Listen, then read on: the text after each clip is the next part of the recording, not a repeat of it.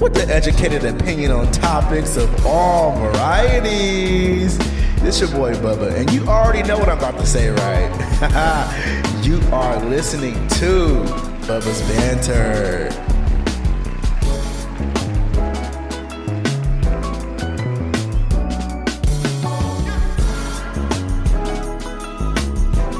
Yo, what's good, y'all? It's your motherfucking boy. I ain't gotta say no names, right? But I am anyways. It's your boy Bubba, and you are watching and listening to Bubba's Banter. That was a little dramatic. That was a little fucking dramatic, but whatever. I hope you guys are living well, feeling well. I am doing good. I am doing great. Just got off work and trying to relax, but I was like, I gotta get the people what they want. I gotta talk about this shit. You know what I'm saying? I gotta get out here and spit some shit for you. Nah, I'm being over the top again. Trying to hype myself up. Sometimes when I get really dramatic on here, I be trying to hype myself up because sometimes people don't understand, like, when you're running the podcast, like, you do got to put yourself in a certain mindset, in a certain head frame. Even if you're like, even if you have a outline or you know what the show is going to be about, because I try not to have my show very scripted, even though, like, sometimes I might write notes or whatever, but, like, I try not to have my show scripted at all. I try to make it real as possible and just, like, free fall and do what I do, right? Because that's when all the magic happens, right? But sometimes, like, I gotta get in the mood to do this shit. Like, you really do. That's why sometimes I be taking season breaks, because I have not took a break this at all yet. And I think it's because so much shit is going on. And now that I'm on YouTube, and you have to be on YouTube a bunch, and you got to make content if you want to make the shit work, it's like you got to do it. You have to do it. You have to do it. So, yeah, there's that. So I'm here ready to banter with my people, okay?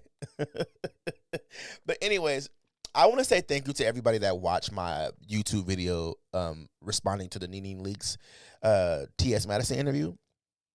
I got a lot of good feedback from people. But my, opinion on this still stands. I pretty much just don't like the label trans attracted, because I feel like it just fetishizes trans women. I do. And no matter what anyone says to me, it gives DL lover, DL thug, closeted men. Like, it gives that. I'm sorry. Like, and I understand that we don't give space for straight men to, like, be comfortable with their sexuality, but at the same time, it just, again, I still think it fetishizes trans women. It does. And that's just my opinion. But if you have not watched the video, go ahead and go watch it. It's only on YouTube. It's not on my streaming platform. So make sure you go watch that video, all right? And tell me what you think. Comment, like, share, do your thing. But anyways, make sure y'all go ahead and hit that subscribe button before we get started tonight. Hit that subscribe button, baby. And then also give me a thumbs up, please. If you like this video, give me a thumbs up. Make sure you do that, because it gets me out in the algorithm and it makes me happy, and it's free. So go ahead and do that. Hit a share if you like, please, as well. And I know y'all like to listen to this sexy ass voice and shit, you know what I'm saying? But Bubba's Banter Podcast is on audio as well. I'm on multiple streaming platforms. But again, beggars cannot be choosy. If you are using Spotify, please make sure you watch or listen to me on there, because I will be doing videos eventually. Sorry to put that out there, but I probably will be putting videos up on my Spotify soon. But if you just want to listen to me audio-wise, go ahead and do that on Spotify, because this podcast is hosted by Spotify for creators, okay? So please make sure you do that. I would love that so much.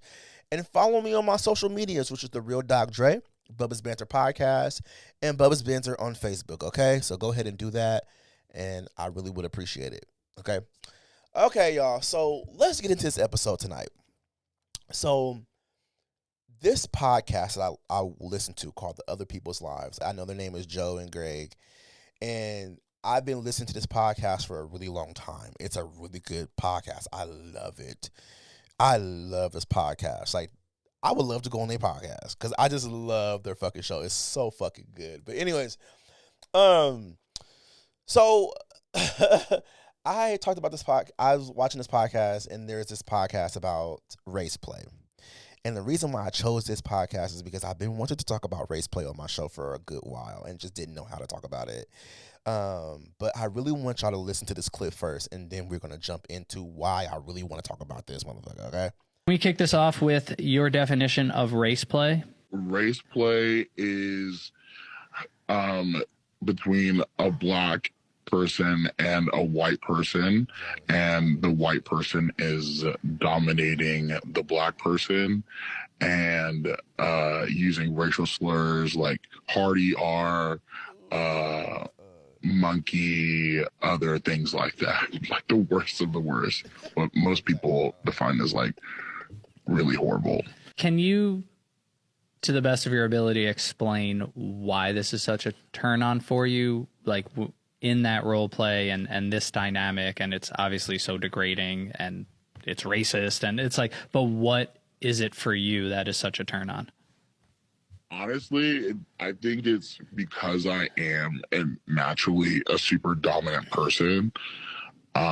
Another dominant person kind of like degrading me kind of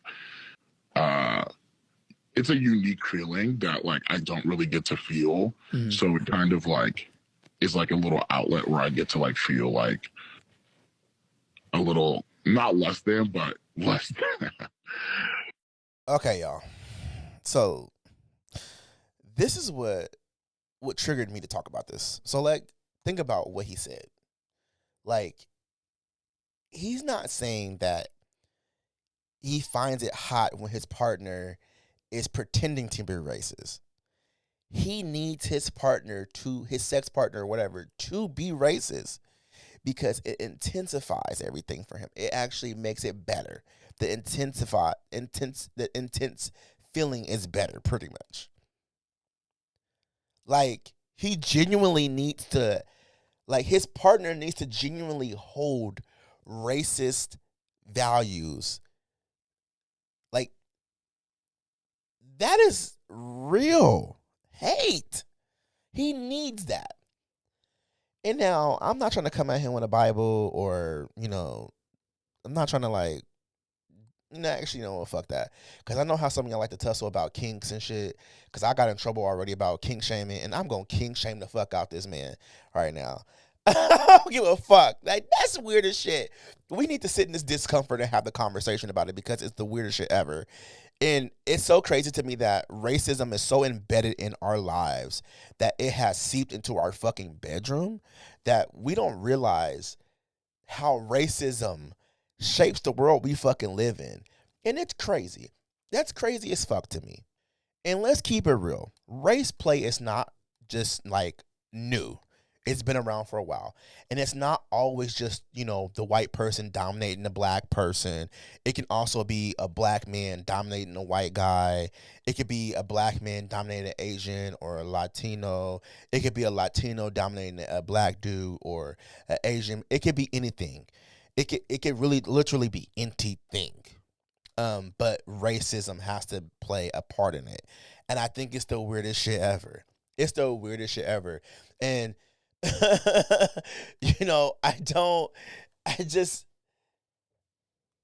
don't understand how people can like even participate in it. I don't give a fuck that it's a kink. I don't give a fuck that it's consensual. It is the weirdest thing ever that you will allow yourself to put yourself in a position where someone who is white, especially as a black man, that is white, that's calling you nigga, I probably should beep that out, but calling you the N-word, ER, and, a monkey and all these things during sex to make you get off, something's wrong, bro. You got to go to therapy. I don't care what. That shit hit different.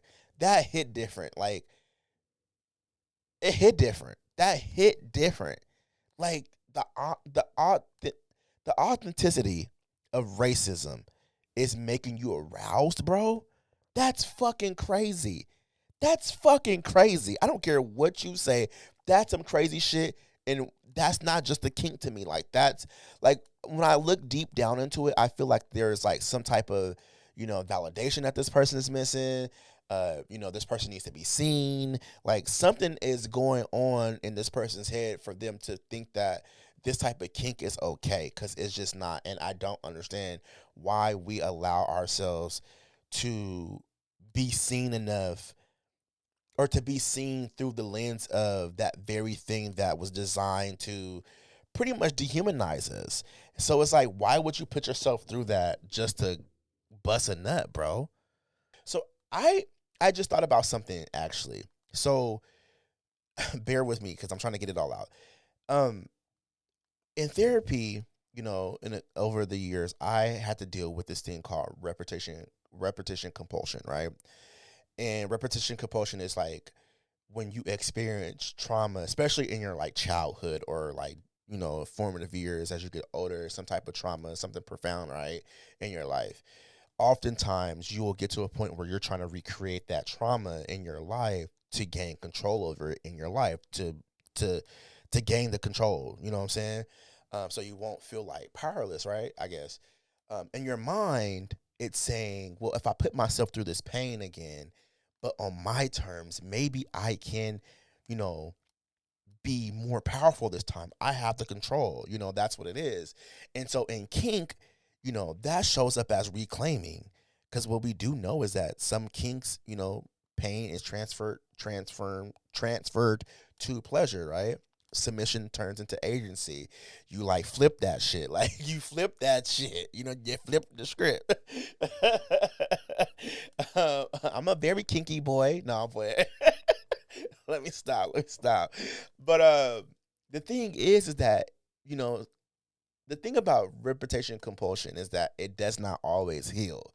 And so sometimes it just like makes the wound deeper and deeper and deeper, and you're still bleeding, bro. So like, you just can't do that. You cannot do these things. And I think sometimes when it comes to people dealing with trauma, it shows up in our kinks. Like sometimes, and I think that's why sometimes it's very good to actually talk to your therapist about your kinks. Like my therapist is a cool ass dude, and I open up about all my kinks and crinks and things that I like in order to actually like question those things, because sometimes I realize where some of my kinks came from, and some of them I'm kind of like, and then some of them I'm like, oh, okay, understandable, and there's nothing wrong with that, But yeah, but let's go a little deeper. Let's talk about desire. Yeah, desire. Also, let's talk about being seen. Desire and being seen. Let's talk about those two things.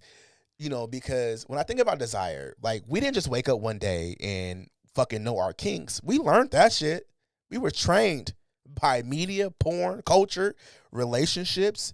Shit, myself, 12-year-old boy, you know what I'm saying, having a uber big ass crush on my next door neighbor. One, because I idolized him to be like him, but I also found him sexually attractive.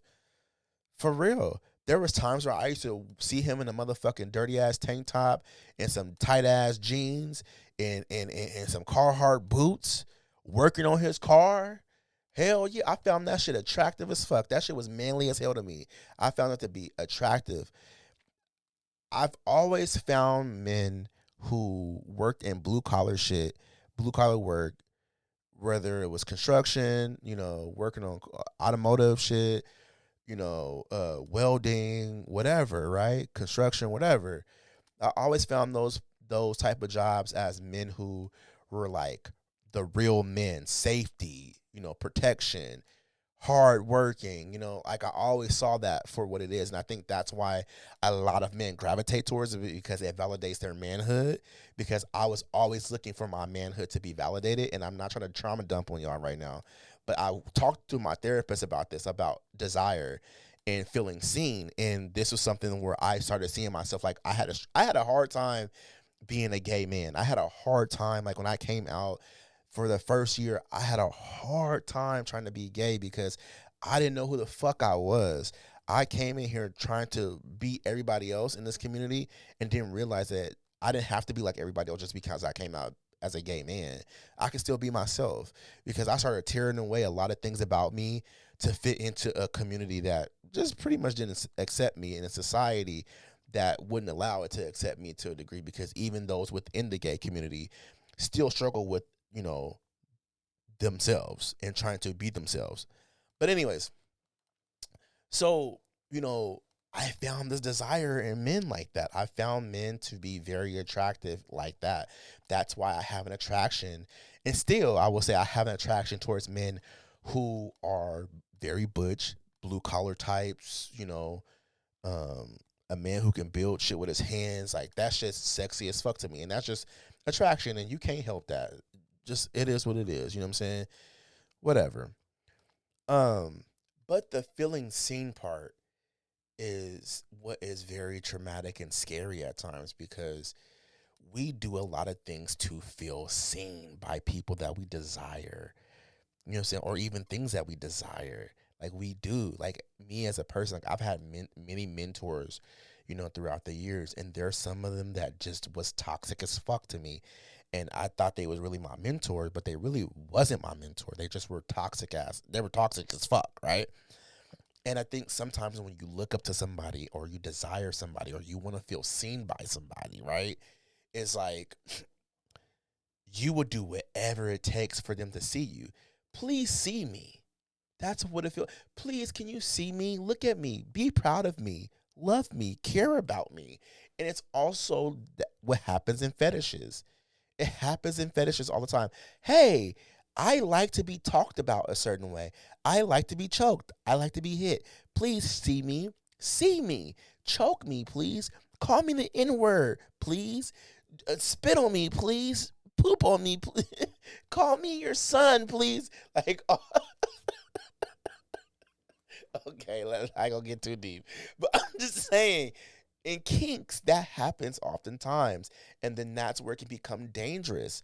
It's like, I'm breaking this shit down from the perspective of like therapy, because I really found this episode to be very traumatic, because he's somebody that really needs to go see a therapist. He's a black man living in like some rural area in like Alabama or somewhere in the South. He sounds like a white passing, like, ooh, fuck. I shouldn't say that. But he definitely gives white black guy from his voice, the way he talks. You know how like, even me, I get it from people that comes up here from the South. They say I talk white, which I don't think I talk white at all. I don't talk white at all. I don't feel like, but for some reason, people in the South say that when they come up here to Portland. But anyways, he gives, I'm a black guy who does not have a lot of black friends. Like, that's what it gives, So yeah, like, I think sometimes if you don't have enough black friends to tell you, like, hey, this ain't the shit, or enough friends to say, hey, this is not okay, you need to go to therapy, something's wrong, then yeah, there's that. You know what I'm saying? At least to me. But hey, while we're talking about being seen and desired, let's talk about white validation right quick. Just right quick. It's like, especially for me as a person that lives in the Pacific Northwest, I feel that white validation runs rampant through our communities, not just black people, but all different types of races that are not white, right? And I think that being white has always been considered as the prize, valid, the thing. And I think that,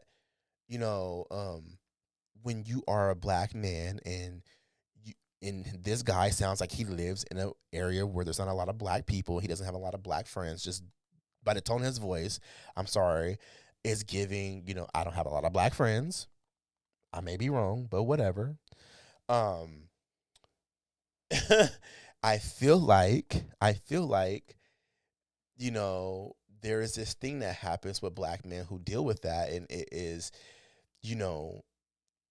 they tend to want to feel desired by white men, white validation. They need that white validation. They need a white man to validate their existence. And so to have a person who is doing this to them feels like some sort of fucking validation. And it feels good. And it sucks because, again, living in the Pacific Northwest, there's been multiple occasions where a white man chose me, and I felt like the shit, because he was like this big bearded muscle bear that everybody wanted in the community, and I got him, and it was like, ooh, shit, like, I got it, you know what I'm saying? And I understand that it felt good to feel desired and feel wanted, and you didn't even think about the simple fact is that did he come after you because you was black? Did he fetish? Like, you didn't thinking about that. You just like, oh, he chose me. Like, let's go. I feel good, and I think that's what happens in our community a lot because we see that and we place a lot of value on white men. We really fucking do. This community does, and I can admit that being a black man living in the Pacific Northwest, I think that a lot of white men are placed on a high pedestal in the gay community. And I know for a fact it's not just the gay community, it's all communities that have white men in it. But whatever. Um I know it's hard to say out loud, but it's the fucking truth. And I'm just spitting it. I'm spitting the truth. I'm dropping bombs, okay? And also too, before we end this shit, because I definitely want to talk about this, is consent. Like, is consent enough? Is consent enough? Like, I'm sorry, no. I don't give a fuck that it's consensual. It's fucking weird. Is consent enough? Like, yes, it's the foundation of any fucking kink interaction. I get that, but it's not enough. Like, consent does not cancel out context. It does not cancel out context. It does not cancel out context. No, motherfucker. No, no, no, no. No, no, no, no, no, no. And then it's just so weird to me, like any white person who does that, like, how fucking dare you even feel comfortable to do that shit? Like, I'm sorry. Any white man that feels comfortable doing that shit, regardless if you're actual racist or not, you are fucking racist and you're fucking weird. It's weird as shit. And the same thing with black men. If you go out here degrading white men and calling them pink pussy and that my pink ass, you're just as fucking weird. Like, I'm sorry. It's the weirdest shit ever. It's the weirdest shit ever. And I don't care if it's consensual or not. It's just extremely fucking weird. How do you sign up to be degraded by a white man? How do you do that? How do you even have the audacity? How do you have the willpower to sit there and feel aroused by somebody calling you the hard ER, bro, during sex?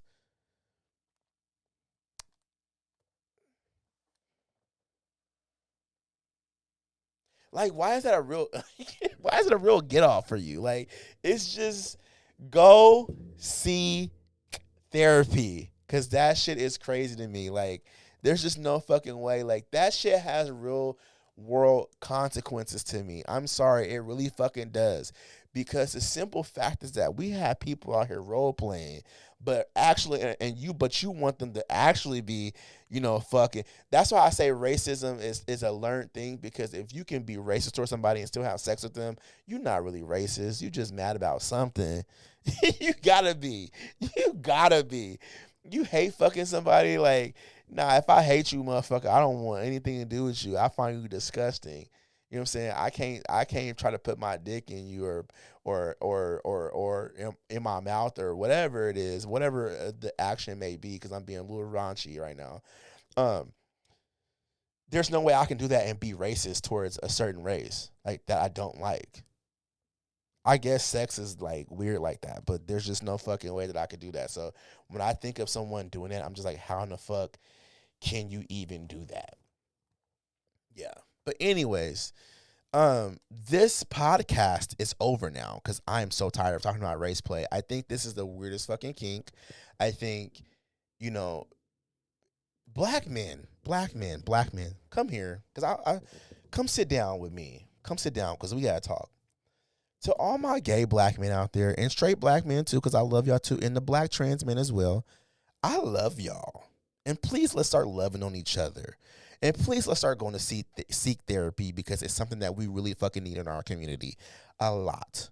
This type of kink is not okay. It's not safe. It's not cool. Either way, either if you, fucking the white people and doing whatever, or them fucking you and calling you the ER, especially that part though, because it's one of the weirdest fucking things, and don't enable it. And I don't give a fuck if it's consensual because it's not okay. It's the weirdest thing and it's disgusting. Find a new kink, go seek therapy. There's some good ass therapists out here, and heal, baby, because there's something that you're going through that I don't know what you're going through, but find it and heal it because this is not the way to do it. Sorry. But anyways, thank you guys for watching my podcast today and listening to me as well. Go ahead and follow me on all my social medias, which is the Real Doc Dre, Bubba's Banter Podcast, and Bubba's Banter on Facebook. Make sure y'all hit that subscribe button. Give me a like, please. Also share this if you like the episode, and then comment in the comments for your boy. Let's get a conversation going on. If you watch this episode, let's talk. If you feel some type of way, let your boy know, and we can do this and do that, whatever the thing is. But yeah, this ain't the way to go. All right. So I'll see y'all when I see y'all. Peace.